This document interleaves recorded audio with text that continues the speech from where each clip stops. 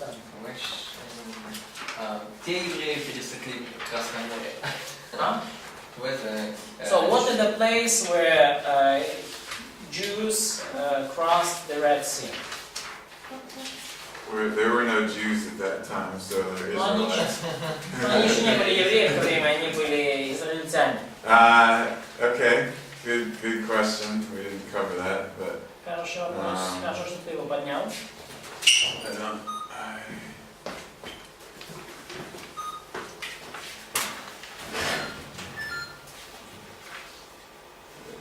So the Bible gives us some clues about that. И Библия дает нам некоторые зацепки для того, чтобы определить это место. But we have to compare that to what we know from ancient Egyptian geography. Но нам это нужно сравнить с тем, что мы знаем из древнеегипетской географии, Try to figure out the general area. чтобы определить хотя бы в общем эту область. So go to Exodus 13:20. Давайте откроем Исход 13:20.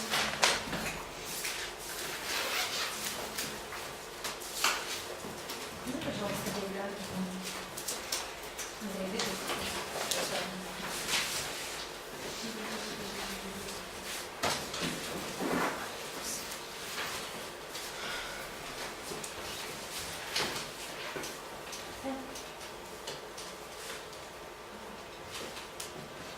Okay, so Exodus 13:20, it tells us that they camped in this place, Etham, on the edge of the wilderness.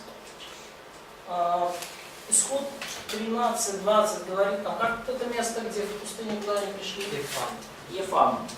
Да, оставим.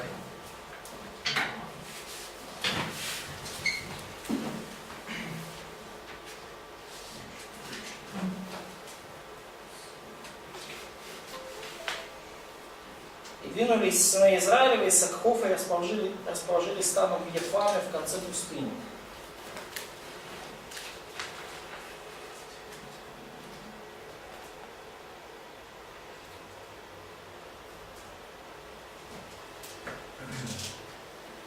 Okay, so the Nile would continue down here. Ну вот Нил там дальше продолжается. And we have, this is Ramses or Avaris, И вот это Рамзес или Аварис, then Pithom, и это город Пифом. Now there's a, it's kind of like a dry or a seasonal riverbed that runs through here. И здесь как высохшая или река, которая наполняется в зависимости от сезона. Река, так, здесь текла. She were there? It was there? It's still there.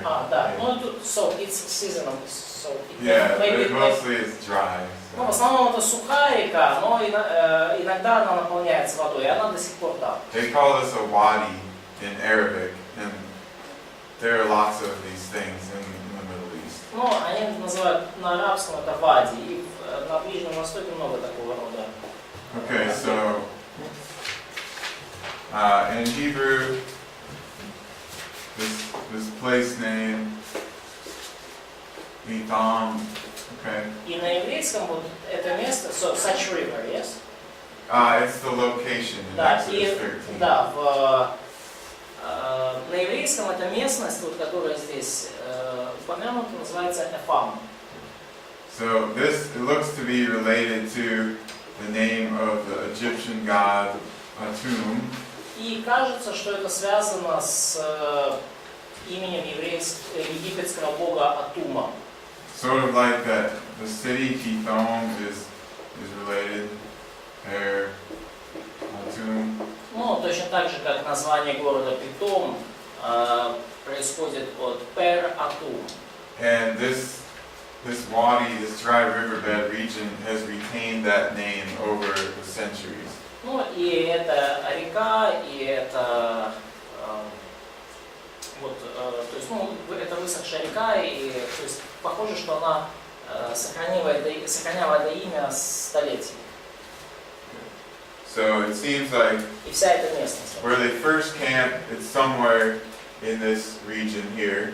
И поэтому кажется, что когда они первый раз стали лагерем, это было вот где-то в этой местности. They're going east away from Ramses and Pithom. То есть они шли на запад из Рамзеса и Пифома. Okay, now let's read Exodus 14:2. Но давайте сейчас прочитаем Исход 14:2. Скажи сынам Израилевым, чтобы они обратились и расположили станы перед Пи-Гахирохом, между Мигдолом и между морем перед Ваал-Цефоном. Напротив его поставьте стан моря.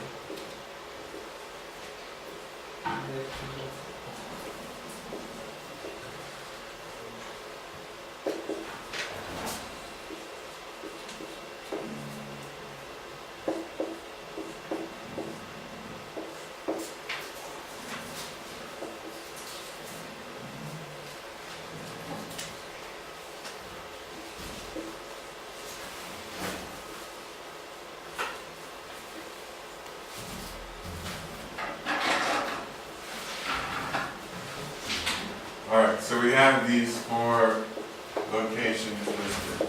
Итак, у нас упомянуты здесь 4 месторасположения. And we know that they're going east of Avaris or Ramses, east of Pithom. И мы знаем, что они идут на восток от Авариса или Рамсеса и на восток от Пифома. This word, or this phrase, И вот эта фраза means mouth of the canal. Пигахиров, Mhm. называется mouth of The canal. You know what a canal is? It's like a mouth of canal. mouth. Рот. Mouth. Like- Рот канала, устье канала. Okay. The ancient Вот так Egyptians, переводится эта фраза. they dug canals in this area to connect these lakes to the Mediterranean. И древние египтяне, они выкапывали каналы, чтобы соединить озера со Средиземным морем. And not only did they use this for moving their boats, but it was also a good barrier for the border of their country. Но и не только это было, чтобы на лодках по этим каналам плавать, но и для того, чтобы такие каналы служили естественными границами страны. So we have some canals in these areas. И в этой области у нас есть вот такие каналы. The second word, Migdal, means tower, И второе слово «мигдал» означает «башня». but this is a word that was adopted into the Egyptian language, Но это слово, которое было усвоено также в египетском языке, and they used it for fortress. и они использовали как обозначение крепости. And there are several Egyptian fortresses that were built along this road here. И было несколько египетских крепостей, построенных вдоль вот этой дороги. Because- Canal? Along this road, Да, вдоль вот этой дороги, помеченной курсивом. because this was the road that led east to Asia. Потому что это была дорога, которая вела на восток в Азию. И там на ней стояло несколько крепостей. Alright, then Baal-Zephon. Далее, Ваал-Цефон. This means Lord of the North, and is referring to a Canaanite god. И он означает, господин с севера, и так называли ханаанского бога. Later in the Bible, this name is associated with a shrine or the city located here. Позже в истории это название ассоциировали shrine Yeah, it's like a temple. Sort of. с храмом или с городом, расположенным на этой дороге, отведенной зеленым. And they've also found older temples and references to Baal-Zephon there. И также они нашли более древние храмы и другие отсылки к валу Цефону. And then finally we have the sea or Yam Suf as it's specified other places. И далее у нас обозначено море или Ям-Суф, то есть это показывает нам более конкретное место. Which means sea of reeds. Которое означает коралловое море. You know, like Moses was put in a reed basket. It's like a grass. Тростниковое море, прошу прощения, да. То есть море тростников, то есть точно так же, как Моисей был в тростниковой корзинке. So reeds grew in all these little lakes here. И тростники росли во всех этих небольших озерах. They were freshwater lakes. Это были озера с пресной водой. The reeds could not grow in the saltwater sea. И тростник не может расти в водоеме, в море с соленой водой. Okay.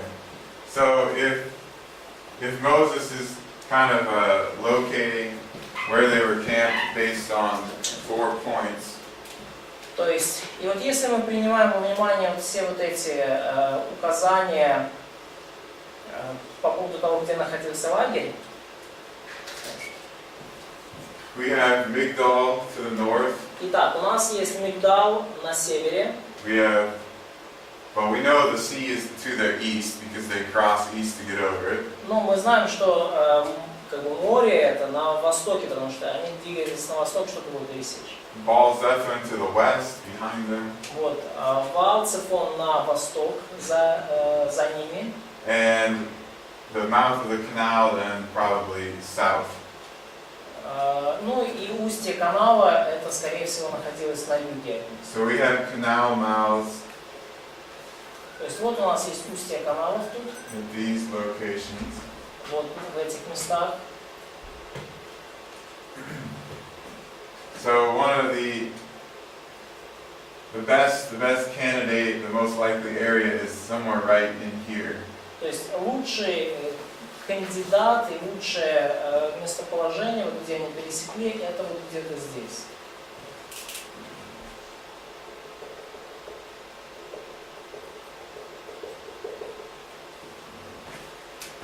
And the Egyptians, they called these places the Sea of Reeds or the Reed Lakes.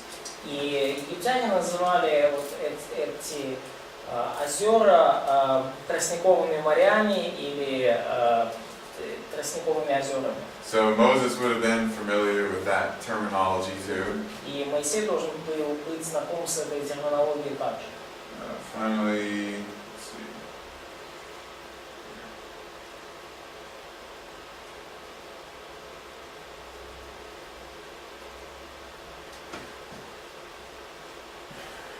This is an Egyptian wall relief.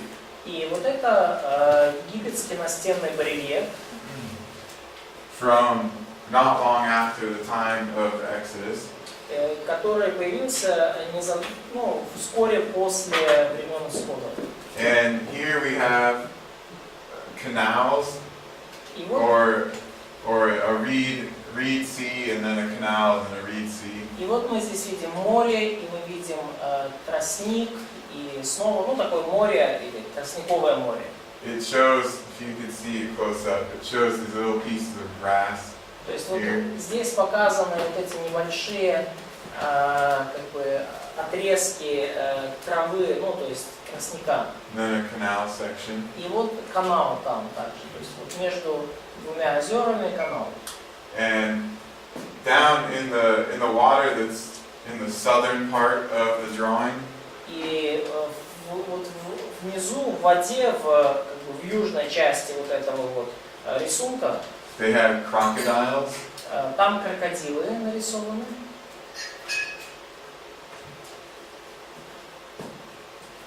Lake Timsa in Arabic means lake of the crocodile. И озеро Тимса на арабском, оно переводится как озеро крокодилов.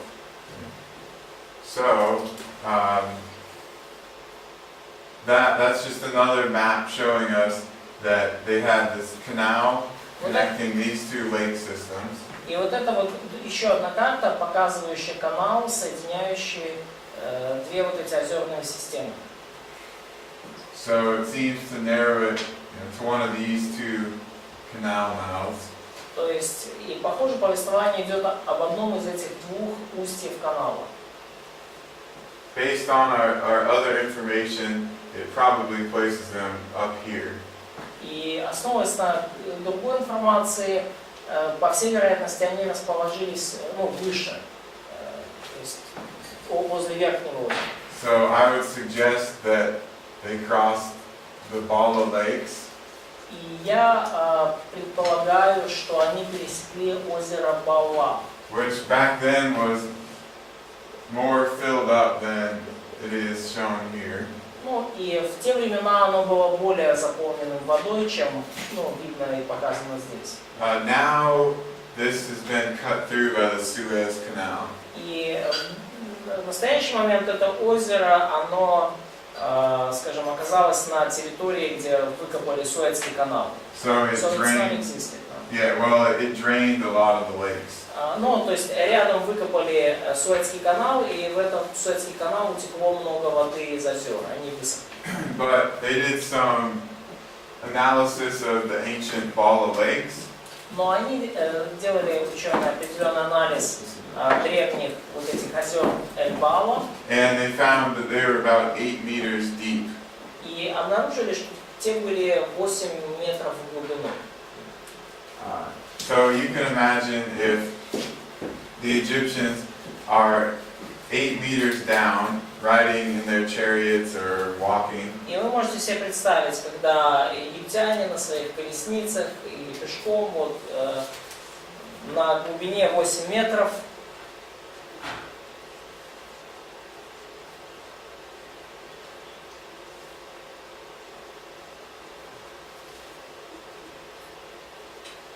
And they're going to be a little less than 2 meters tall. Ну, и они, может быть, высотой там, немного, ростом немного выше, там, около 2 метров. Then they've got 6 meters of land that is above them. И над ними 6 метров земли еще. And then, because of the way that it sounds like the waters are pushed back and parted like a wall, there's probably water even above that. И вполне возможно, что, поскольку воды разошлись, то уровень воды поднялся, и вода была еще даже сверху. So that all comes crashing down and smashes them and they drown.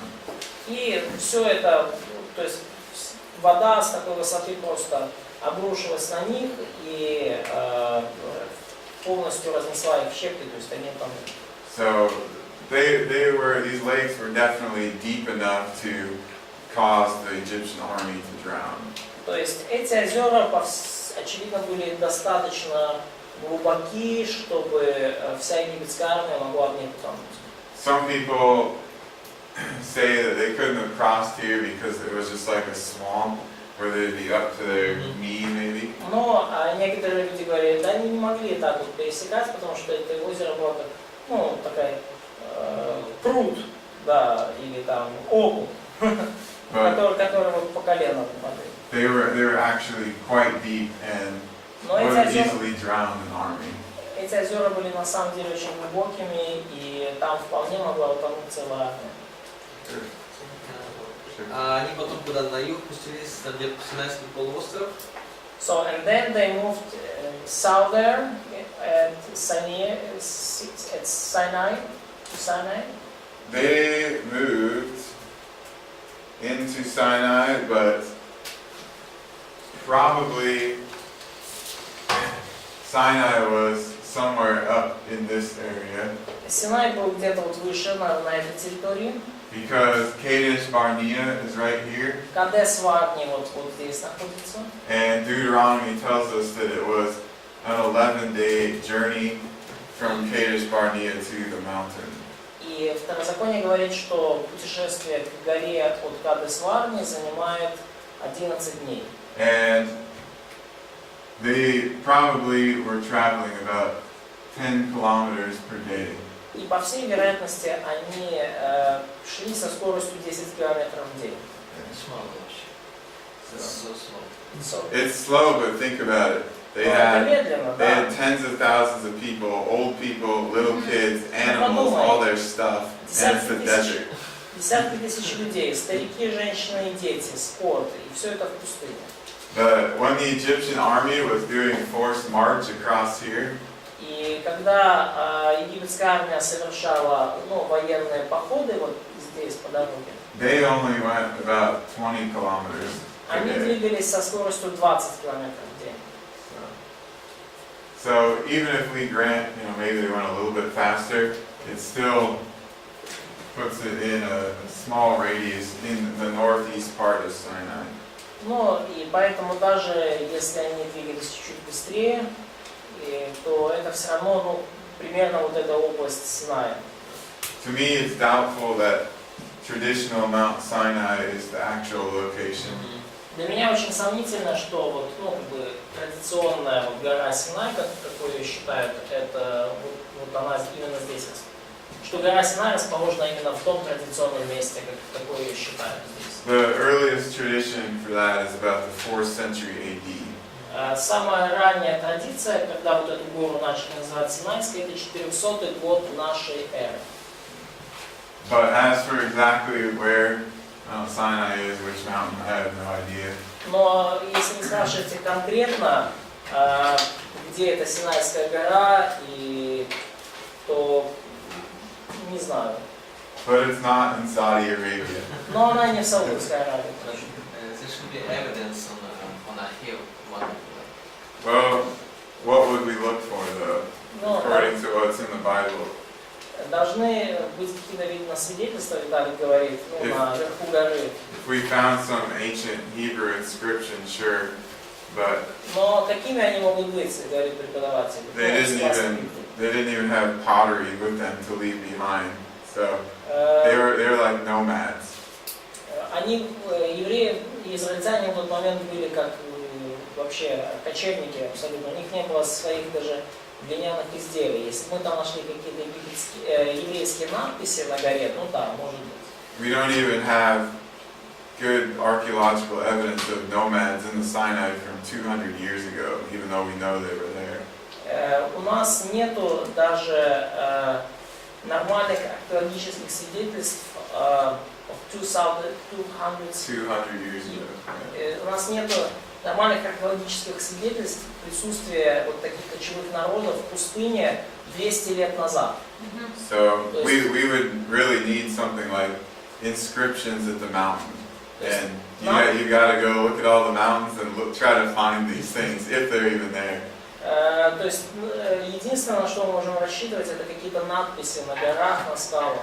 То есть там нужно обойти все скалы и искать там надписи. Типа она углем не умела, чем она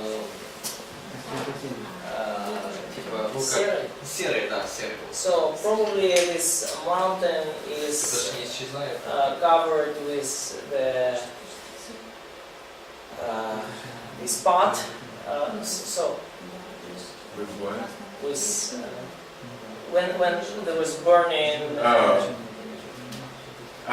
Well, it doesn't say that it was burned, right? It just says the glory of God was there. Ну там не сказано вообще, что было какое-то что горело что-то, да, что там серое или что-то. Просто сказано, что Божья слава была. Brimstone. Right? Brimstone or sulfur. I mean, that was actually suggested by some scholars a couple hundred years ago. They thought that there should be some kind of burning signs. Но было такое предположение у ученых, они думали, что должны быть какие-то признаки сгорания. They were trying to explain what Moses saw as a natural phenomenon, like a volcano. Они пытались объяснить то, что видел Моисей, как какой-то естественный феномен, да, то есть, например, извержение вулкана. As far as I can recall from reading, I don't think we have any burning signs. Но что я могу, скажем так, понять из чтения, читая источники, что там навряд ли были какие-то признаки сгорания, горения.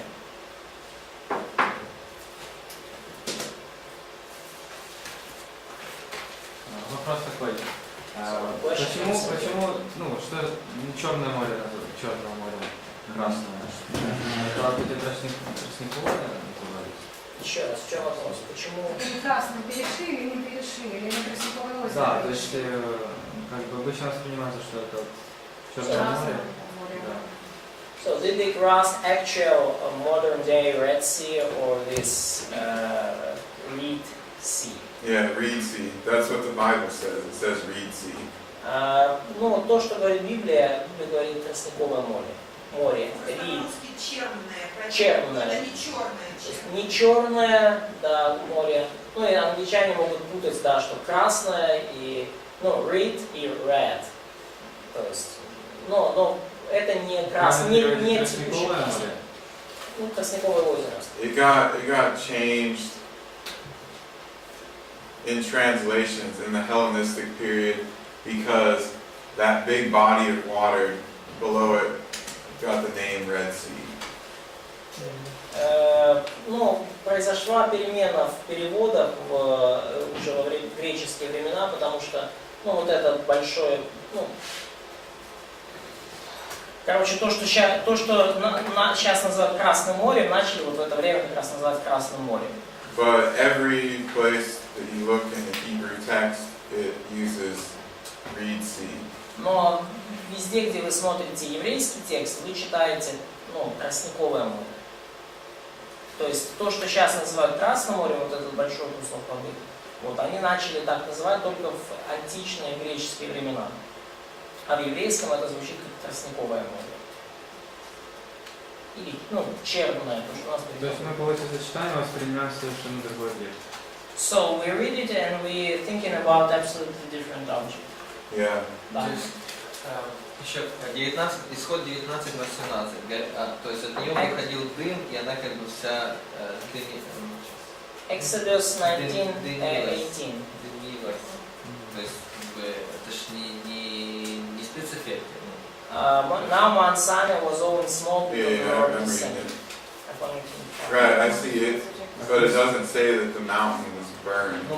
Но не написано, что гора была сожжена. It says there's smoke around the mountain. Сказано, что был дым, гора вся дымилась, или что дым был вокруг горы.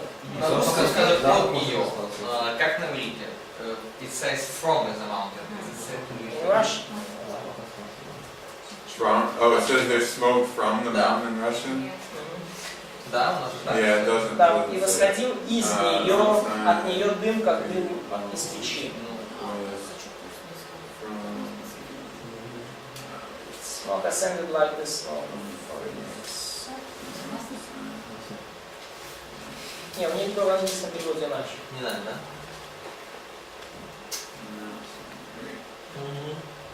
Да, надо не...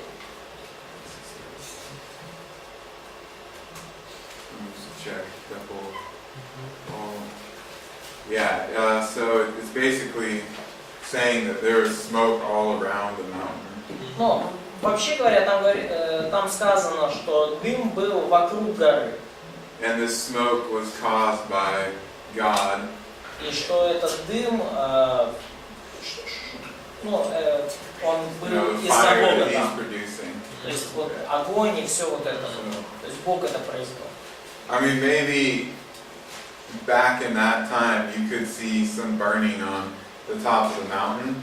Но, может быть, если ты был там в то время, ты увидел какое-то возгорание там на горе. But it doesn't.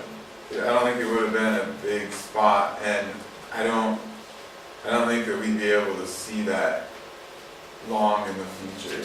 Но я думаю, что прошел уже значительный отрезок времени, и я не думаю, что мы это увидим. I know people have looked for that kind of thing. Я знаю, что люди искали подобного рода вещи. Рон Вайт нашел. Рон Вайт is found it. What? No, he just copied German critical scholars from the 19th century and said it was in Saudi Arabia and it was a volcano. Ну, он просто скопировал писания текстуальных критиков 19 века, которые говорили, что эта гора была в Саудовской Аравии, что это был вулкан. The mountain he says is Mount Sinai is a volcano. It's a volcanic mountain in Saudi Arabia.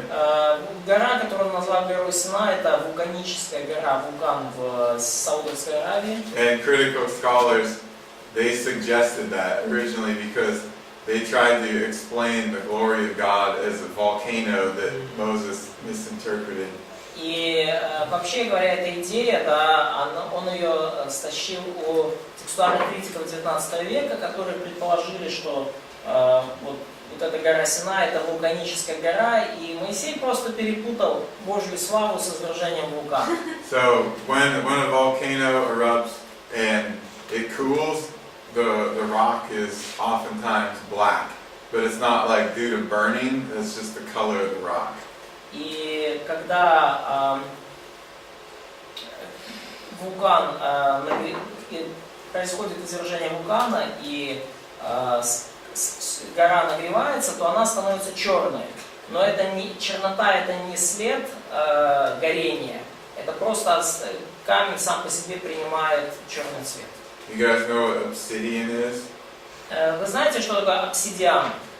Ну, такой черный, гладкий камень. Yeah, it's when magma, lava, cools very quickly. Вот обсидиан это то, что происходит, когда магма или лава очень быстро остывает. There. That's obsidian. Он, Okay.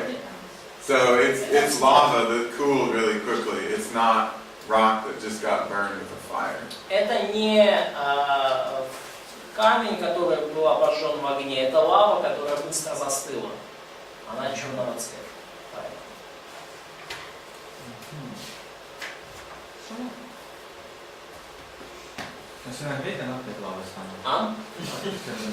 So what if you just will Burn a rock? burn a rock? What if you burn this obsidian? Will it just become liquid again?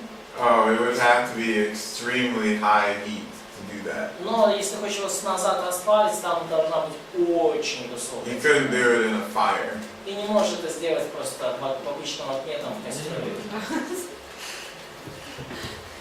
Там должен быть очень горячо. Alright, Masha? Где находится Леванта? Ливан? Where is actual place for Lebanon? Lebanon? It's just north of Israel.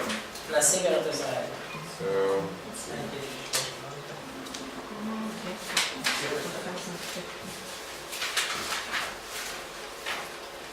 So, Lebanon is just right up here. Ливан вот там, ну, сверху. Прямо вот сверху. It's an ancient geographical name, and it's also the name of a modern country that's in the same area. И это древнее географическое название, но также это название современной страны, находящейся на той же территории. And they had, well, they still do, have really good wood there from trees, and so a lot of ancient people imported that.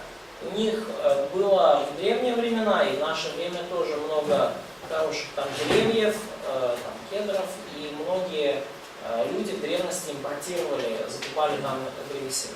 Like David and Solomon used the wood from Lebanon in their building in Jerusalem. Например, Давид и Соломон использовали ливанскую древесину, ливанские кедры для постройки храма. Кто такие Апиру? Hapiru, yeah, Hapiru. Да, who they are? They are. It's a socio-economic term for people Это социально-экономический термин для людей, who were outcasts of society, basically. которые были изгоями в обществе. So the Hebrews would often fit into that designation. И евреи часто попадали вот под такое определение. Like Abraham and Jacob, they could have fit into it. the wandering Israel or the Israelites, the Hebrews in Egypt could fit into it. То есть Авраам и Иаков могли вот в еврейской терминологии называться, в египетской терминологии называться такими людьми, изгоями.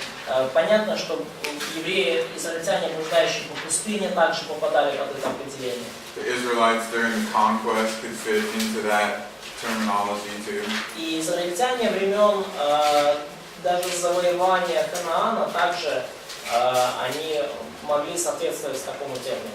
But it could be applied to other ethnic groups too, other groups of people. Но также этот термин мог применяться и к другим национальностям, к другим этническим группам.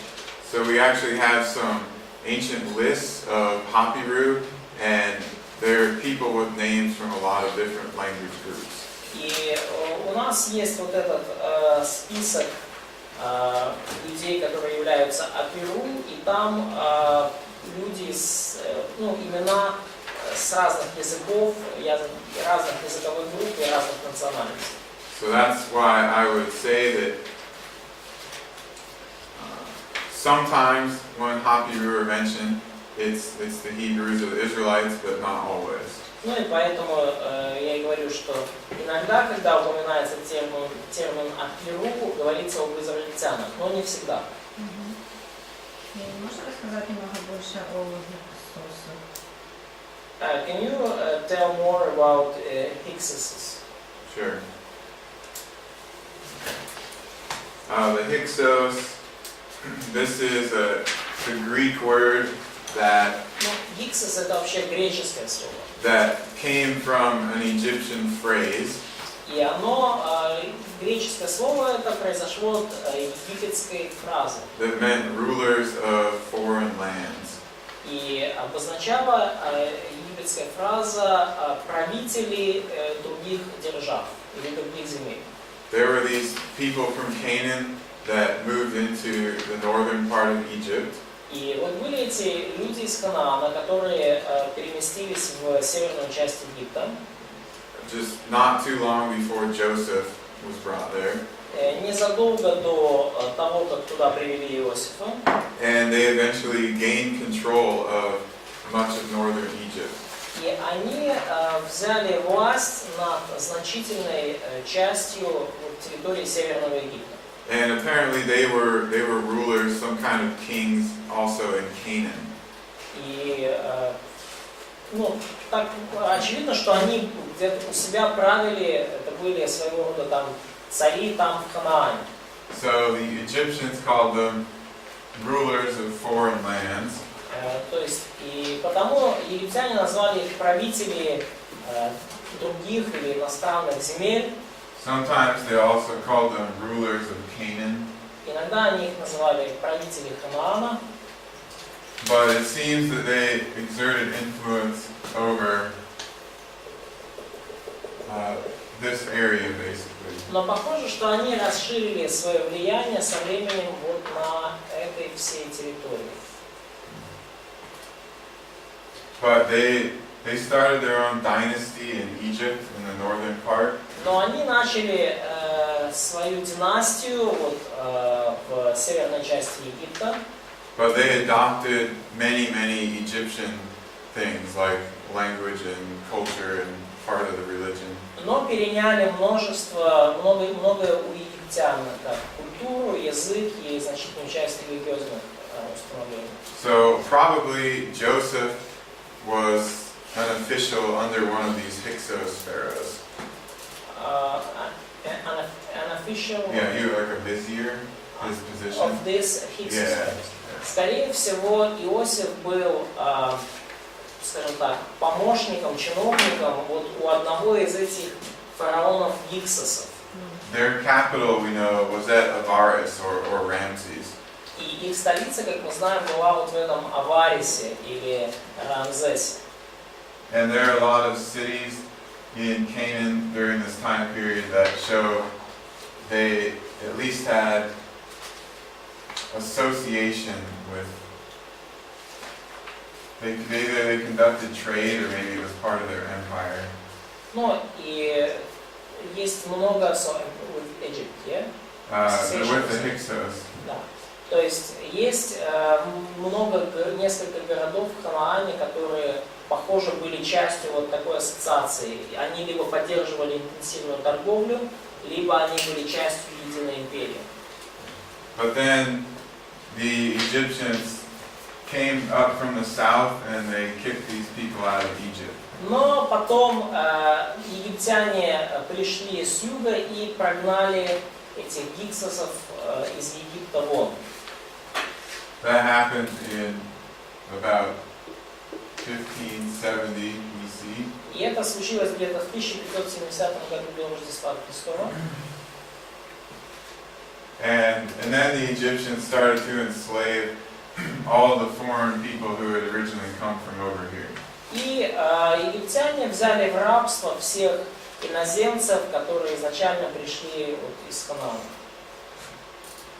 That seems to be the time that the Israelites or the Hebrews would have been enslaved. И похоже, что это именно те времена, когда израильтяне или евреи попали вот в такое суровое рабство. А египтяне откуда пришли в Египет? Они же пришли Изначально или изгнали их? До этого где они были? So where did Egyptians came from? From southern Egypt. Они пришли из Южного Египта. So they continued their native empire in the south while the Hyksos were in control in the north. То есть пока, в то время, как у них эти гиксосы, как это сказать, отжали северную часть, их империя на юге все равно продолжалась. То есть северная и южная во времена Иосифа было две разные империи? So, southern Egypt and northern Egypt during the times of Joseph were two different empires. It seems like, yeah. Похоже, что да. А где как раз промежуточный период? So, is it this middle period? Yeah, second intermediate Да. period. Yeah. Вот этот промежуточный, второй промежуточный период.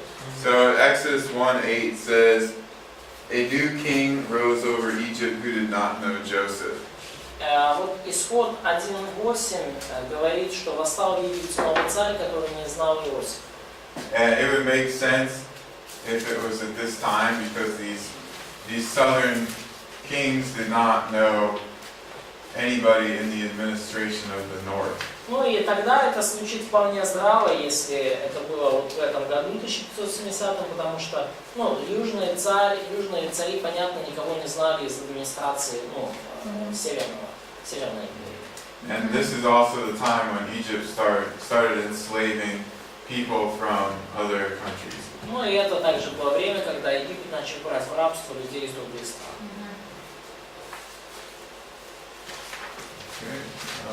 Okay. Так, у меня вопрос. Maybe that's the reason why Pharaoh was so kind of good to Joseph. Yeah, I think so. Про Хатшепсут вопрос. The question about Hatshepsut. Да, потому что мы разбирали, что ее память была вычеркнута с памяти, ее имя с памяти Египта было вычеркнуто, она была увеличена. Как они тогда известны? So we saw that she was, the memory about her was, they tried to destroy it, just destroy her images. How do we know, what do we know from about her and her name? So she wasn't much older than Moses. Она была не намного старше Моисея. In fact, she may have only been, something like 8 years old when Moses was sent down the Nile. И вполне возможно, ей могло быть вообще 8 лет, когда Моисея в озеро. But she was the only daughter of the Pharaoh and his wife at that time. Но она на тот момент была единственной дочерью фараона и его жены. All the others had died as little babies. Все остальные умерли еще маленькими детьми. And so, when she got older and her father died, И когда она стала старше, ее отец умер.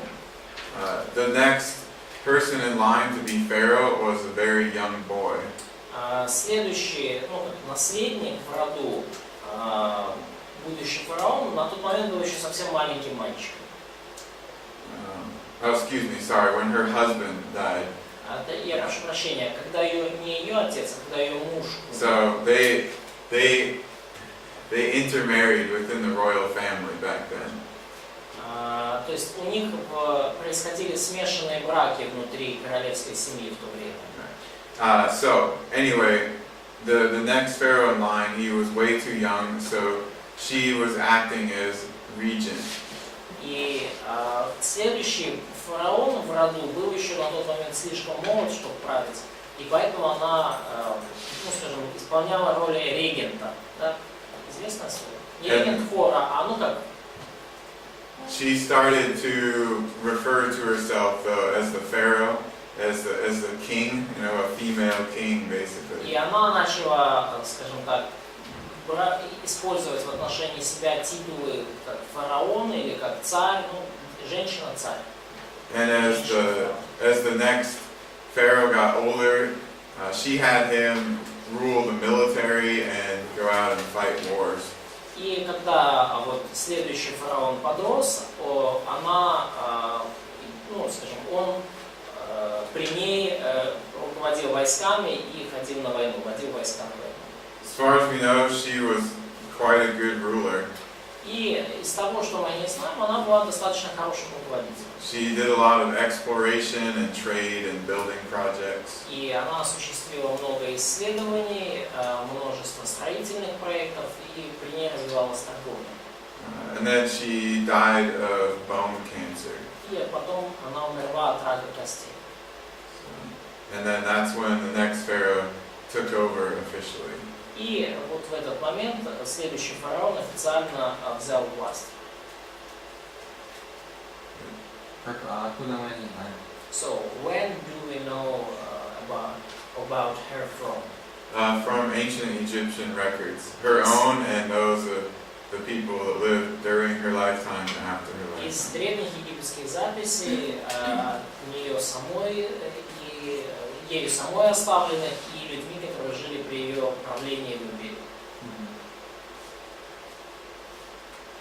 Вопрос первый, они короткие. A lot of short questions. Number one. Гелиополис. Откуда это название, что оно значит? Понятно, что это сегодня Каир, но раньше откуда название? So Heliopolis, where did this name came from? What does it mean? And понятно, что это Каир. Каир это понятно. It's clear that now it's Cairo. Раньше название, почему такое? But why this name? So the Egyptians were polytheistic, Египтяне были политеисты, and they were especially interested in the worship of the sun, or a god that was represented by the sun. И особенно их интересовало поклонение Солнцу или Богу, представленному как Солнце. And Heliopolis is actually the Greek name, later Greek name for the city, but it means city of the sun. И Гелиополис это более позднее имя, которое означает город Солнца.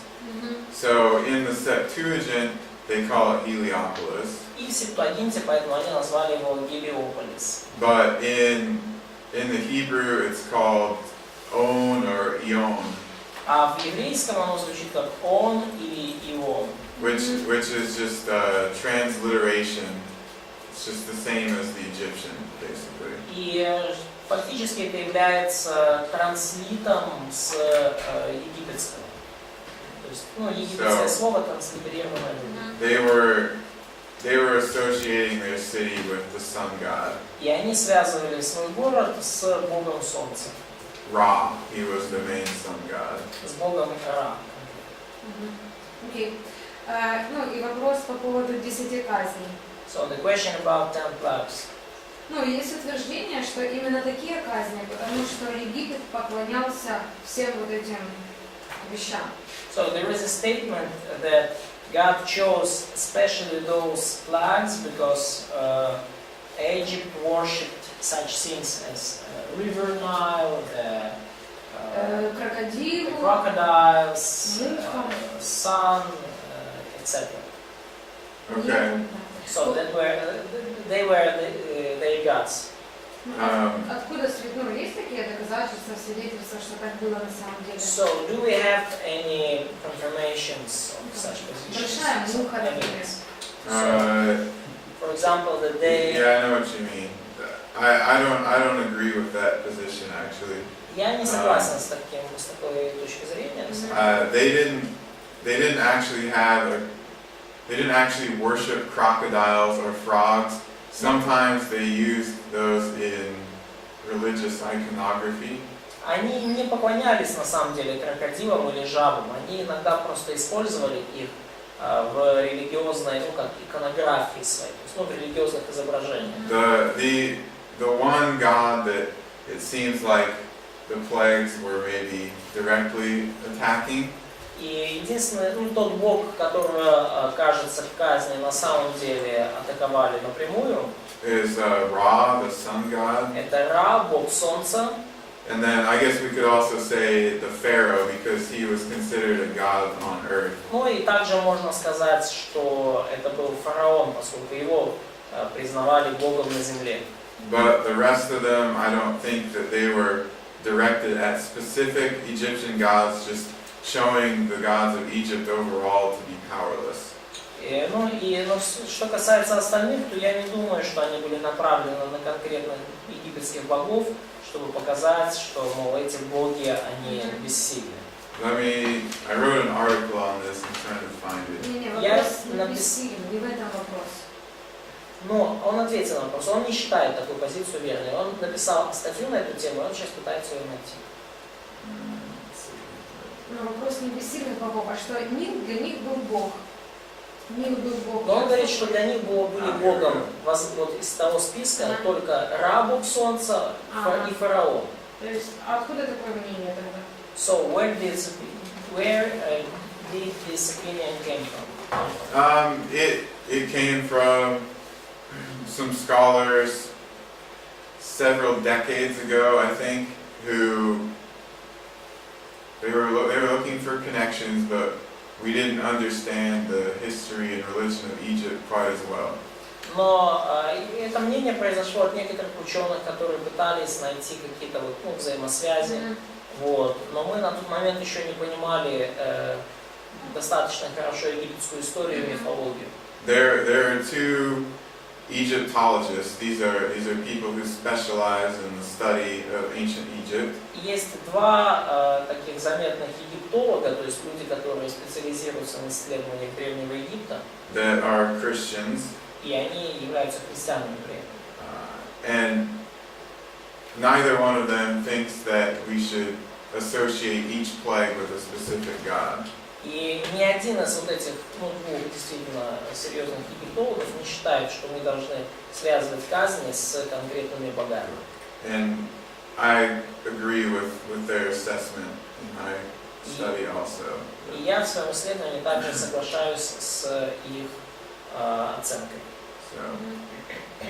So, the last two plagues, yeah, probably more specifically. The other ones, just generally the gods of Egypt overall.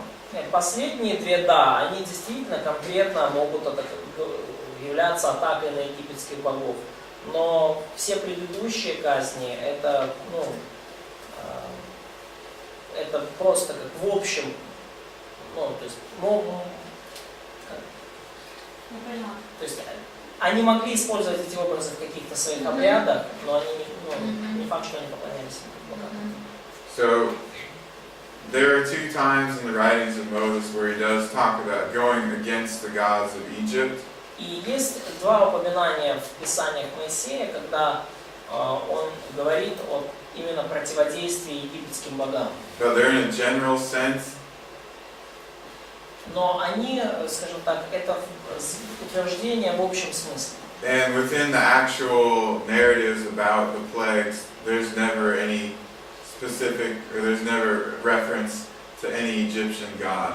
И внутри самого повествования о 10 казнях нету упоминания о том конкретно, что вот это было сделано против там египетских богов. Спасибо.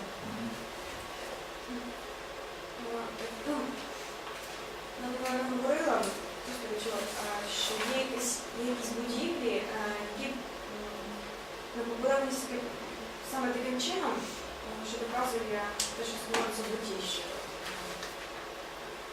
Юдеї спочатку будували соломою церкву, перший слой соломи, а другий слой солома була вже зрізана, зібрана, а третій слой вже упало було. Ну, это ты, мы говорили об этом, ты читала? Ну, я не знаю. Ну, коротше, чи дійсно є такі, якісь такі будівля, яка з таким принципом побудована? То есть еще раз принцип.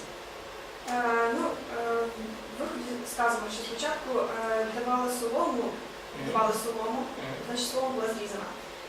Після цього євреям вже не давали солому, сказали, щоб ми самі збирали, тому солома вже попала там. So it's written in Exodus that when they working as slaves and buildings, from the beginning they were given the straw for the bricks, and then they canceled this straw. They just stopped providing the straw for them. So and they just have to provide it by themselves. So do we have some evidence of such changes? So do we have buildings that were done from the straw bricks and then bricks without straw? Yeah, actually we have things even more specific than that. И у нас на самом деле есть свидетельства даже более конкретные. We have some ancient Egyptian records talking about requiring quotas of mud bricks that the slaves needed to make. У нас есть древнеегипетские записи о положенном числе вот таких вот кирпичей из соломы и грязи. And that in some situations the Egyptians stopped providing the straw for them. И в некоторых ситуациях египтяне переставали им давать солому. And they weren't able to make their required quota because they couldn't gather enough of the required straw. И они тогда, рабы не могли выполнить норму, квоту, потому что они не могли собрать достаточное количество соломы. So it seems to be something that the Egyptians did more than once. И похоже, что это было нечто, что египтяне делали не однажды, то есть не раз. So they cut it or canceled. Yeah, they stopped providing the straw and they wanted the slaves to go get that themselves too. То есть когда они переставали обеспечивать солому, и рабам приходилось идти и добывать солому самим. So they were supposed to still make the same amount of bricks, but they had more work to do because they had to get all the materials themselves. То есть им нужно было выполнить тот же объем работ, но трудиться приходилось больше, потому что работы стало больше, им надо было самим найти солому. So we see that in Exodus 5, and we see that in some Egyptian texts from like 150 years after the Exodus. И мы видим это в Исходе 5 главе, и мы видим это также в древнеегипетских текстах, которые были там лет 150 после Исхода. Before or after Exodus? После Исхода, да. Да, то есть есть это подтверждение. So, but we don't have buildings. So we might. I'm not sure. I really haven't looked at it. Насчет зданий там с соломой или без соломы, не знаю. A lot of times you'd have to break open the mud brick to look inside for the pieces of straw. То есть нам нужно разламывать этот кирпич, чтобы увидеть там, есть ли там куски соломы или нет. Is it possible to do the brick without straw? Yeah, it just doesn't work very well at all because it helps bind the clay together. То есть, в принципе, можно сделать кирпич без соломы, но тогда он просто не очень качественно получается, потому что солома скрепляет глину вместе, держит глину.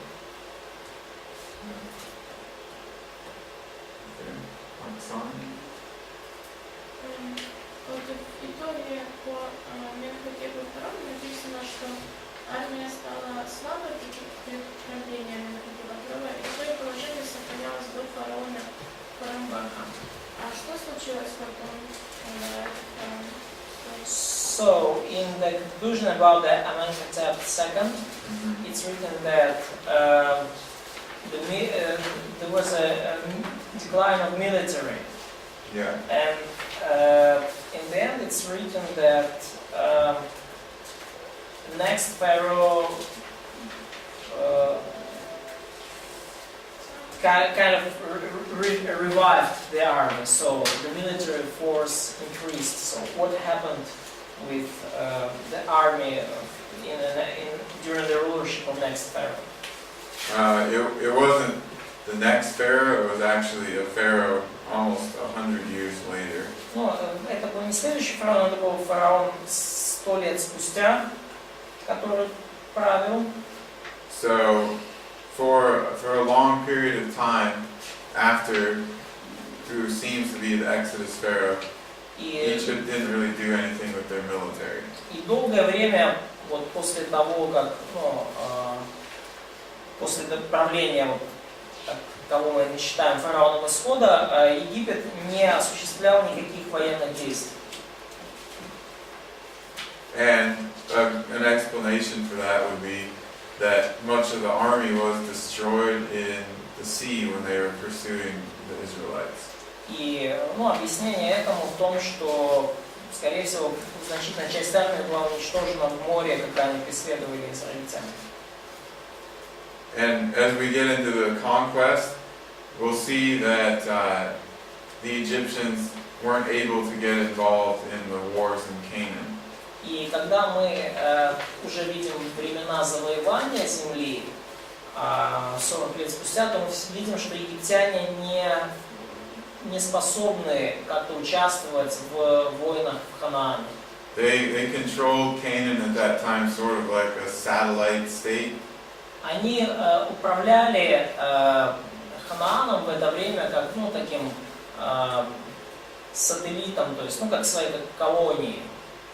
And when the Canaanite kings asked for help from the Egyptian military, it never came. Но когда ханаанские цари просили военной помощи от египтян, то помощь никогда не приходила. So lots of things happened that God kind of laid the groundwork so that the takeover of Canaan would be easier.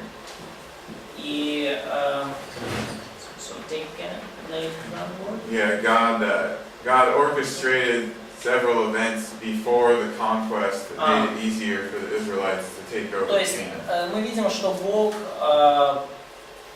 просто он таким образом создал такие обстоятельства и производил уже определенную работу подготовительную для того, чтобы израильтянам было проще войти в Ханаан. То есть Бог подготовил почву для израильтян, чтобы войти в Ханаан, и частью этого было ослабление египетской армии, которая не могла помочь Ханаану. А Египет пытались воевать, но уже слабая армия. So, did anyone try to conquer Egypt in this time? No. Нет. All right, let's take our break. Давайте сделаем.